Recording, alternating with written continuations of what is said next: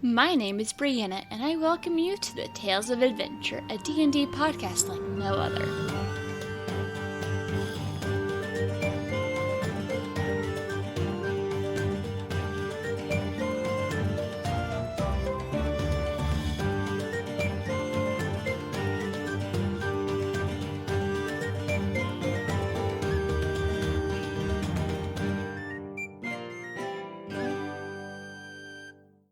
Hi, my name is Moglov. I'm a green gnomish girl, and I have really big ears and big yellow eyes. And I'm not really involved on the podcast right now, which is, I think I would do really well in it. But no, currently I'm kind of busy, building things and looking for my papa and things like that. Moglov is a goblin, but she was raised by a gnome, so therefore she's a gnome. And I I love stand at about 3 feet tall, and I have a really cute tail, and yeah, I'm really tiny and cute.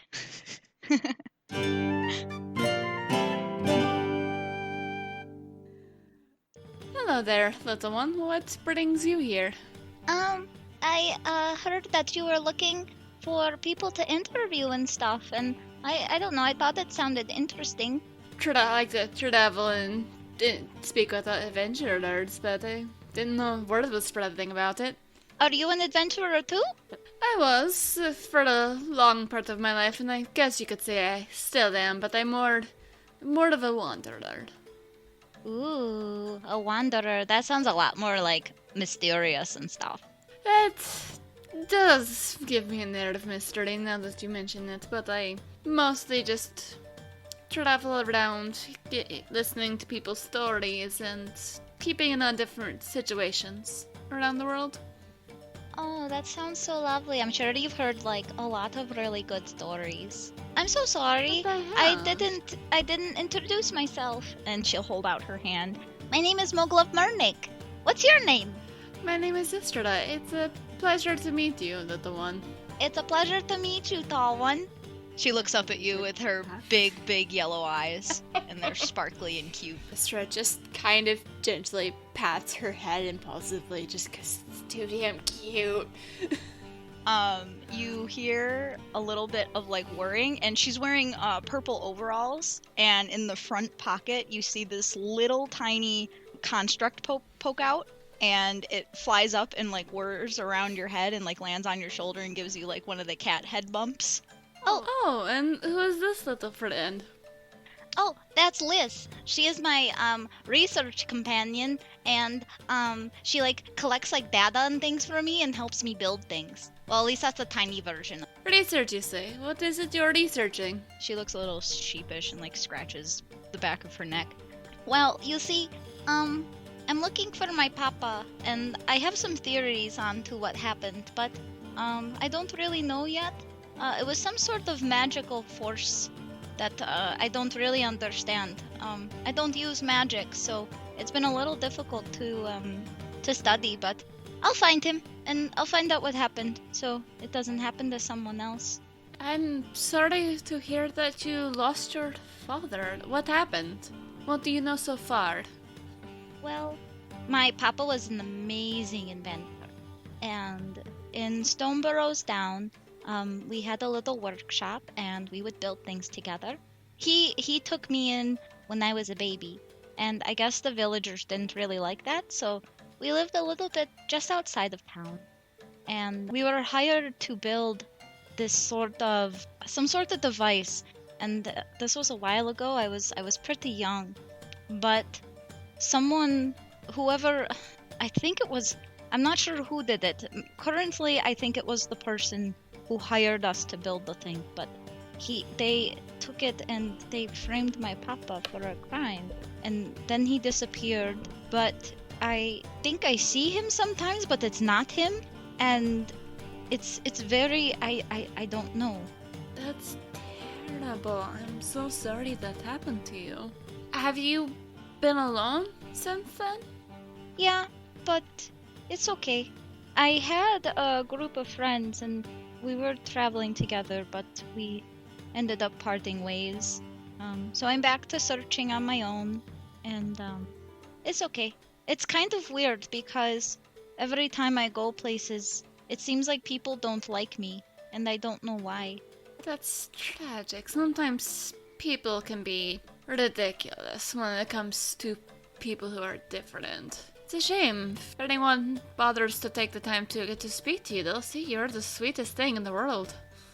And she gets a really big grin on her face again, and her eyes are happy and sparkly.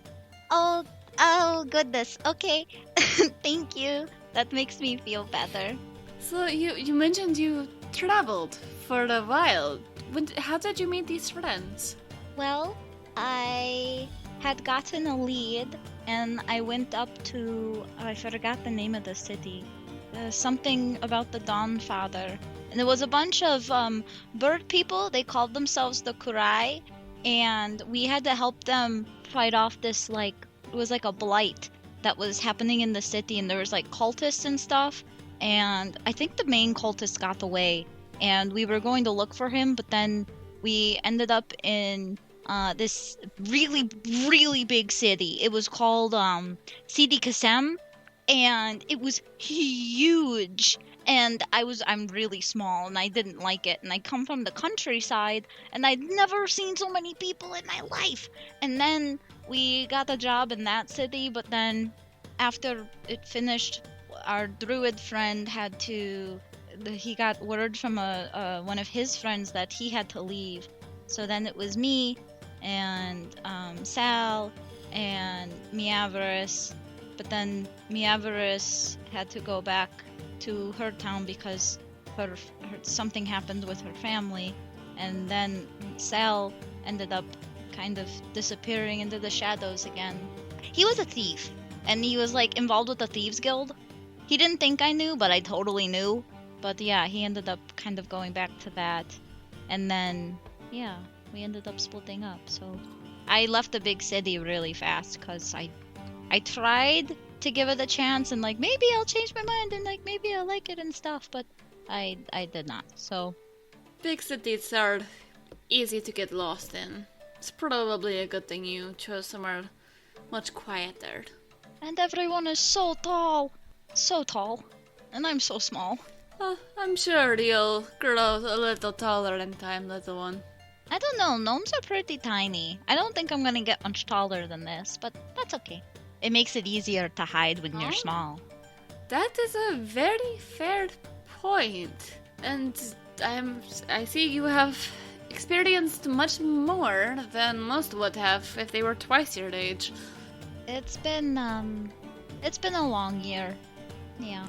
So all that happened within the past year. Mm-hmm. That you were dealing with the cultists. Yeah. Oh gosh, it was so long ago now. I was gonna say I forgot the name Imagine. of the cultists. They worshipped the Void Mother, and most of the Kurai worshipped the Dawn Father. So there was like two factions, and they were fighting. And this cultist got like, I don't know, like corrupted somehow, and I don't know. It was really weird.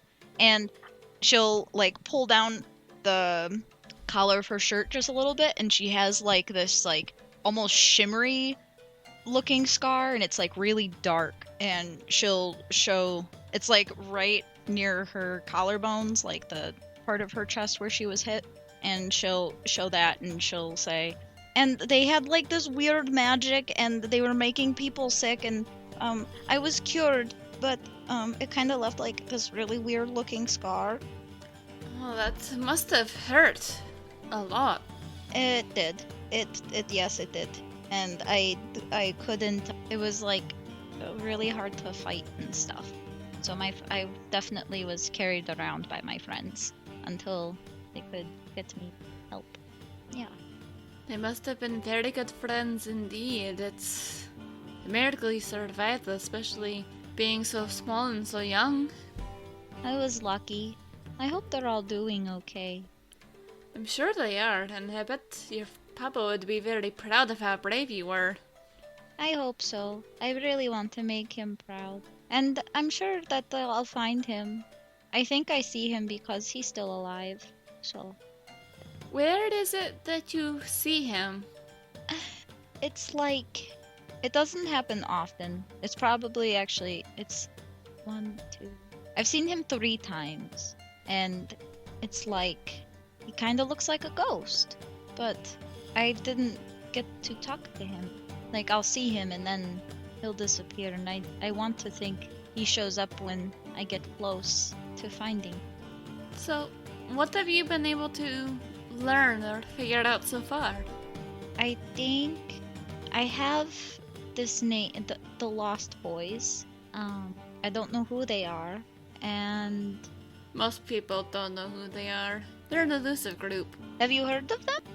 Only whispers and rumors. I tend to work in the shadows to keep an eye on things and make sure that the world stays safe as much as I can. You hear things every now and then, but nothing concrete when it comes to them. Oh, I was gonna say, if you know where they are, or a general location, that would be really helpful. I'll see what I can find out. I'm sure one of my people knows where they can be found.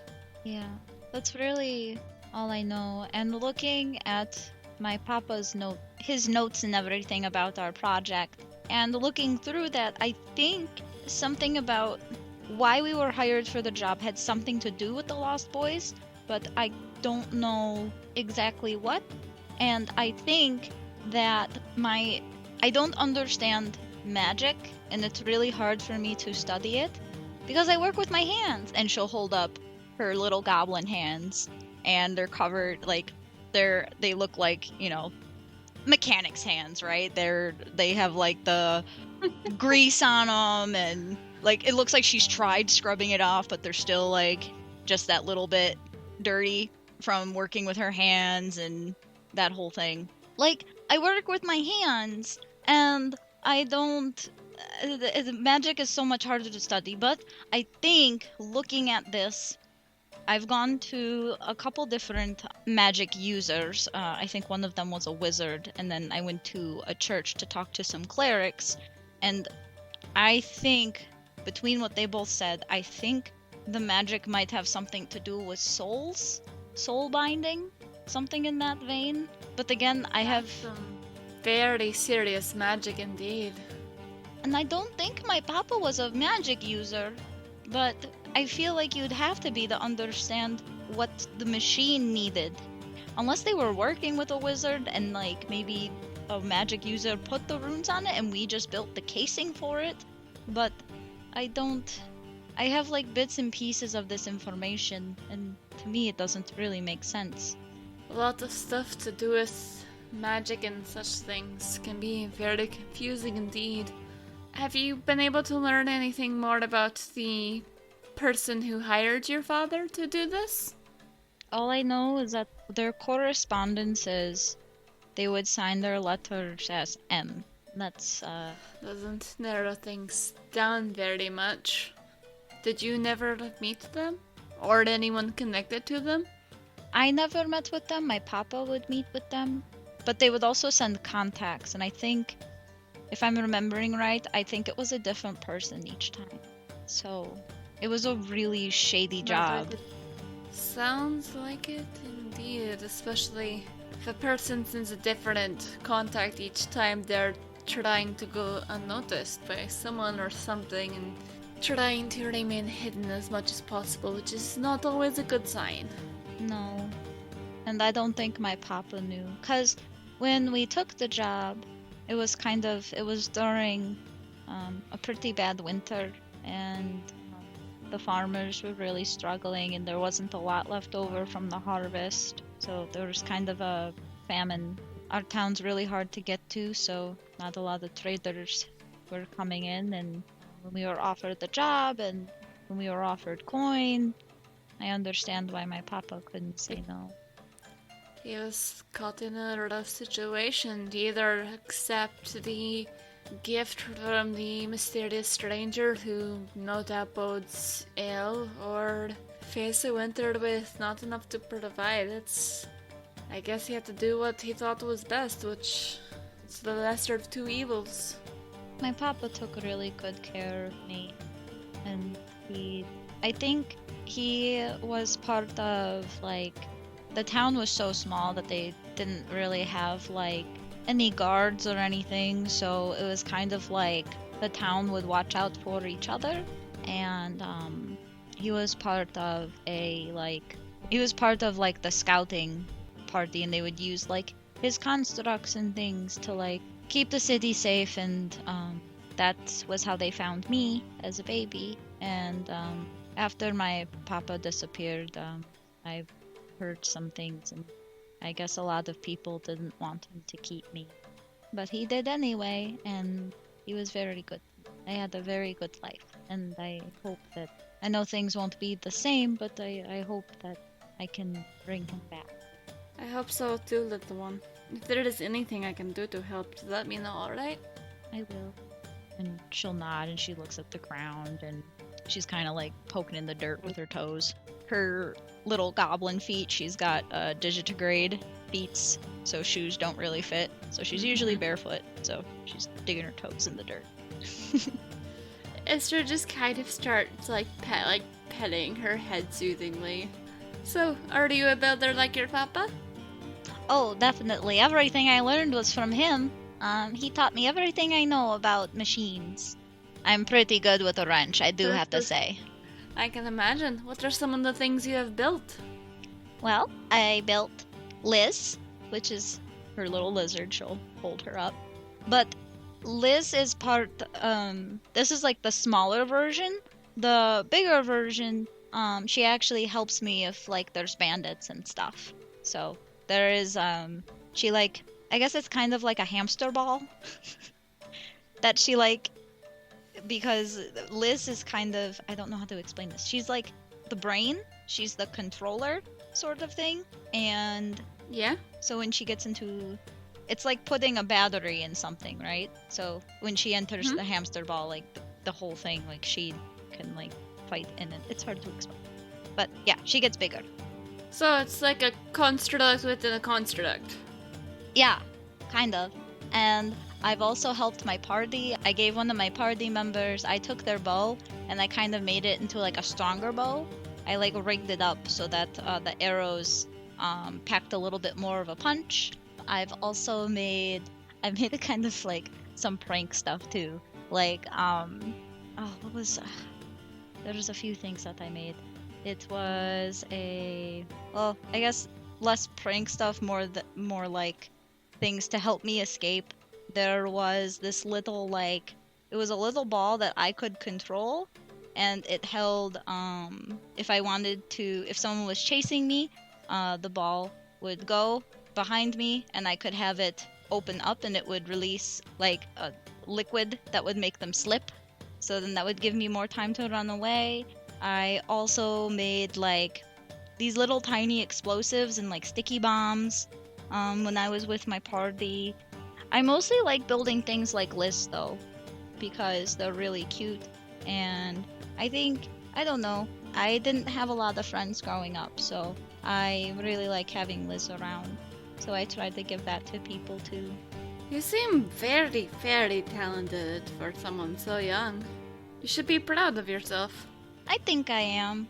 I think I guess it's hard to feel proud when I haven't really found what I'm looking for yet.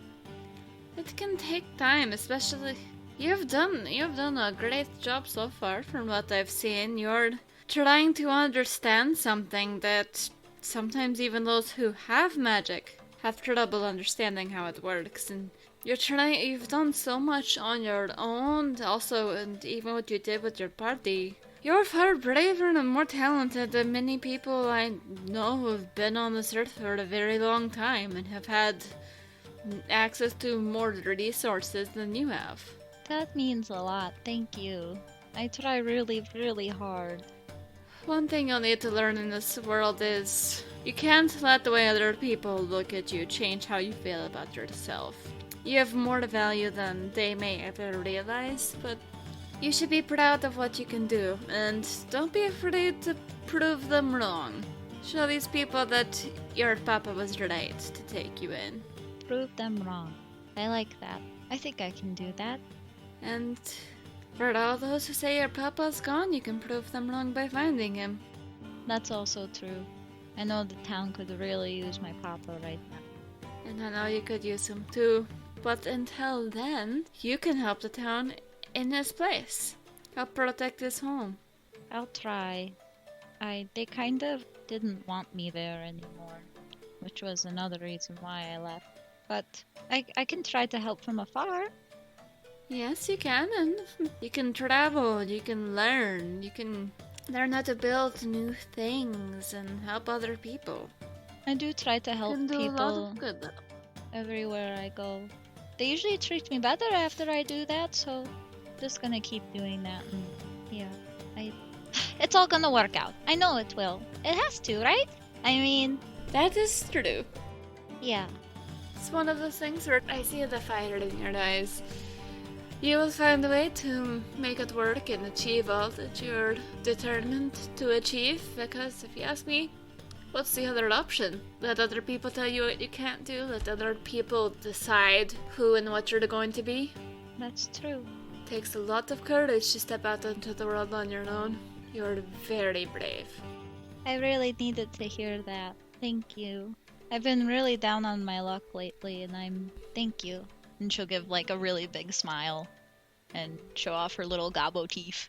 So, have you been able to gather any data or information on what kind of magic what the device was using?